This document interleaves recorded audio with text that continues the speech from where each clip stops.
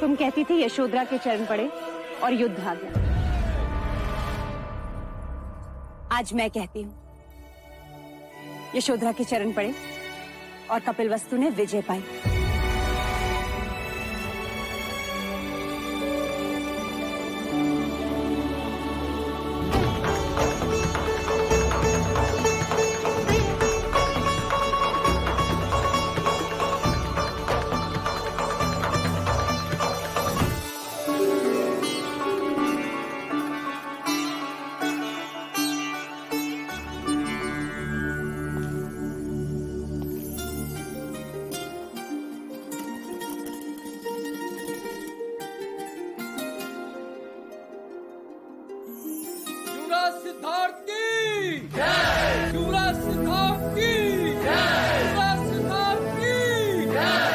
ये सूर्यहार हमारे पुरखों की निशानी है।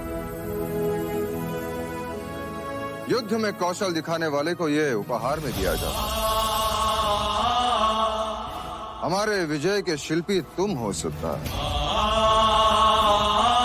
तुम्हारे रणनीति के कारण हम कौशल सेना का सामना करने में सक्षम रहे। ना तुम हाथियों की सेना लेकर आते, ना ही हम विजय प्राप्त कर पाते। सिद्धार्थ ने आज शाक्य कुल को गौरव दिलवाया है।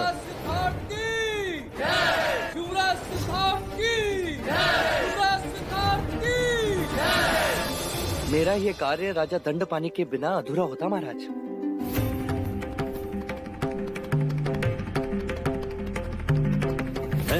मैं राजा दंडपानी यशोधरा जैसी पुत्री को जन्म देते, न उसे उपहार में कुंज नामक हाथी देते, न यशोधरा मेरी कुंज से मित्रता करवाती, ना ही मैं हाथियों की भाषा समझ पाता, ना हाथियों का दल बनता, और ना मैं युद्ध रोक पाता। राजकुमारी यशोधरा की जय! राजकुमारी यशोधरा की जय!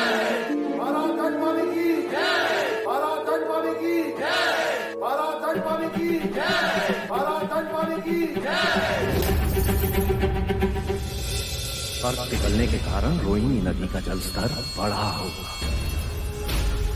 तुम देवराजा आकर रोहिणी नदी के सेतु को तोड़, ताकि हमारा सैन्य यहाँ आने न पाए।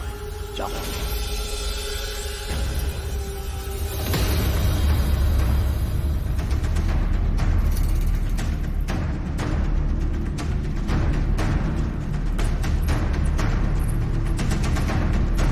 पिताजी आप? सत्ता पाने के लिए कभी कभी कूटनीति की सहायता भी लेनी पड़ती है। तो क्या सत्ता माँ के मायके, मेरे ससुराल पुत्री के सुख से भी अधिक प्रिय है पिताजी? अपनों के लहू से सनी सत्ता के सिंहासन पर बैठकर क्या आप चैन की सांस ले सकोगे?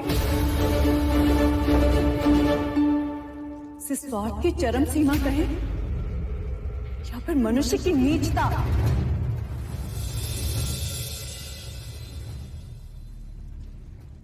हमारे इस यश का एक अधिकारी और भी है महाराज। कौन? कुमार देवदत्त। कुमार देवदत्त की बोलो, कुमार देवदत्त की बोलो, कुमार देवदत्त की। सत्य कहा देवदत्त। यदि तुम्हारा तीर निशाने पे नहीं लगता तो शाक्यों के सम्मान के साथ साथ हम युद्ध भी हार जाते।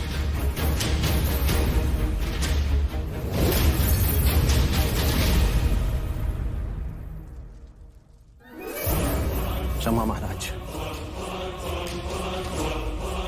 यदि एक और सूर्यहार होता तो कदाचित मैं उसे स्वीकार कर लेता, पर इसे नहीं ले सकता।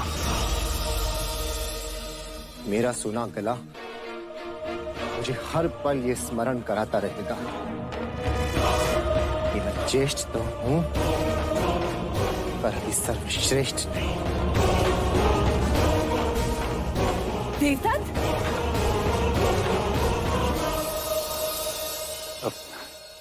भाई महाराज, आप ये हार मुझे दे दीजिए। मैं उसे समझा के दे दूंगा। उसे इस बात की समझ नहीं कि बड़ों का उपहार आशीर्वाद होता है। भाई महाराज, युद्ध पर्व तो हो गया, अब क्या शेष पर्व की बात करें?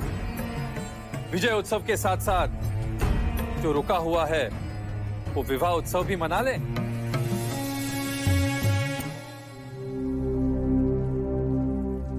महाराज, कुल गुरु वाचस्पति ने एक मुहूर्त निकाला था जो आज से 5 दिन बाद का है। आप कहें तो। हाँ हाँ बिल्कुल, शुभ कार्य में विलंब कैसा। कल होने वाले शाक्यों की बैठक में विवाह की घोषणा होगी।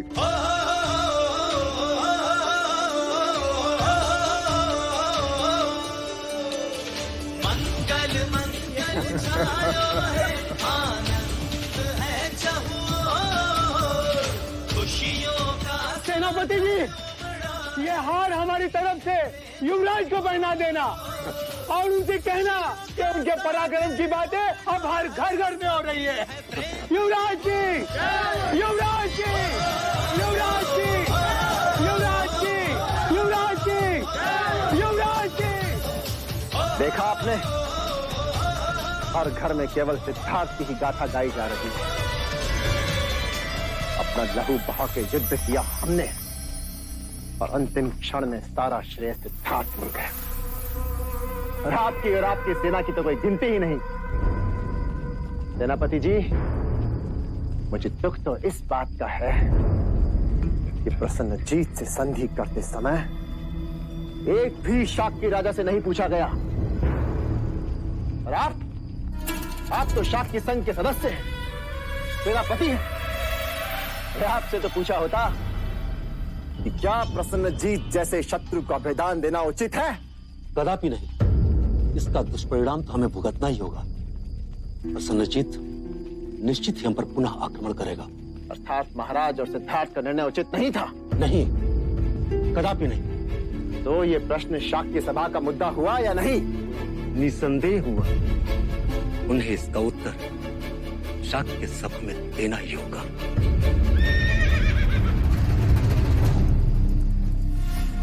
हमेशा तुम प्रश्न करते थे सबसे युवराज, अब सब तुमसे प्रश्न करेंगे।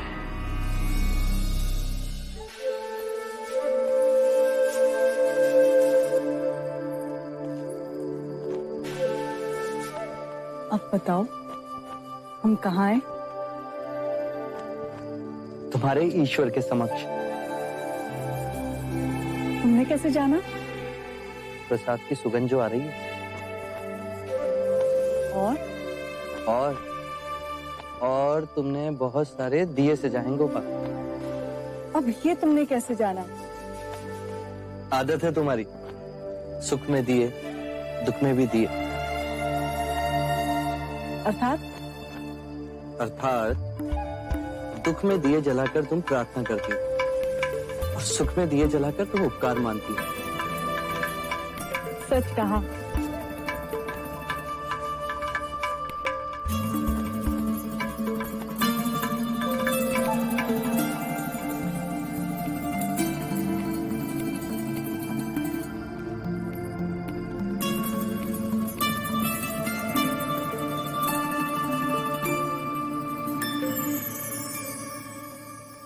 मैंने प्रण लिया था कि तुम्हारे सकुशल युद्ध से लौटने पर मैं ईश्वर को उजाले से सजाऊंगी। देखो,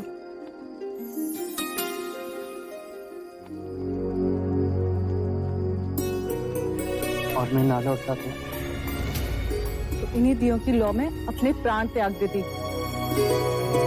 छोड़ो, मैंने कहा छोड़ो मुझे। जो मन में आया कह दिया। क्षत्रिय रणभूमि में लड़ते हैं और छत्राणियां अपनी भावनाओं से लड़ती हैं। तुम तो इतनी सी बात का बुरा मान गई गोपा। बैठो, चलो वो अपनी आंखें बंद